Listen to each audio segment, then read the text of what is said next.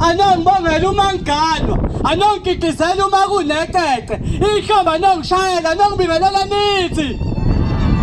Ukhamba lufuza imbiza, ihawu elokufika, siphe zakho ndoda fika, washaya wemuka, wathi gani uyephuka, njengenyoni ndizasuka, musukulala wena vuka, phila impilo wena hluka, ayisuka madoda kamkhaya impilo ngizoyiphila buka.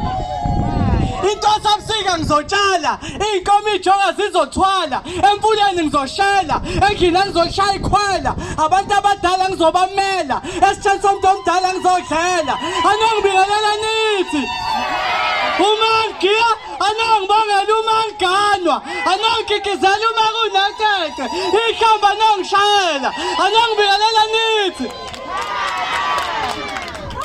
Noma ngabe isikhathi sesidliwe yiyo, bathi ngawaqeda amanzi ngolimo, ngingalisusa ikati eziko ngezolimo, akudliwe izulu uma liduma, umakoti akabekezela isikhathi savuma, ufuna amasi, sizomsengela, kusindwe ngoba ethole lisho ukutsheka edula libona unina selizoncela. Bonina, shayani ingane ngomshanelo seziyahlosa, wavusa umuzi, ndodana kanwa, usukhulile, anongibingelela nithi.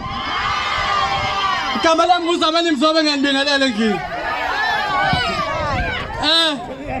Seniyazi-ke manje ngibingelela niyothini mawukuthi unokulalela umsakazo Ukhozi FM sijwayele ukungena lapha kumavunge ebusuku sishiya inkondlo khona ko YouTube ungangisesha nguZamani Mzobe nje lapho ungangithola khona umsebenzi wami ko TikTok nje ngiyahamba kakhulu ngikhona lapho kodwa ngisazolokhu ngilizwisa isikhathi masisakhona njengamanje siyohleleni lethu bengengikwazi ukuthi ngithule ubaba ngingakwazanga ukuthi ngiqale ngithi ukubongela kancane njengamanje ngibiza ekuyena umkhulu wala ekhaya umkhulu indlela ekuyena ozosichazela ke iphuphosi yosuku ukuthi kwenzakalani namhlanje kahle kahle samkeleke ngendlela eright elungile ngoba mina ngiqoki ngoba ngiphethe uhlelo mina ngizobuye ngibe ngoyedlela ngithi hey baba hayi ngibe ngijike ngize ngapho ithi hayi kodwa makoti hayi so ngiqoki nje ngiyaxokiza ngoba ngila siyacela umkhulu indlela simamkele ngehlombe elikhulu eseza ngaphambili DJ ubungidlalela nje ingoma ethe kuba mnandi.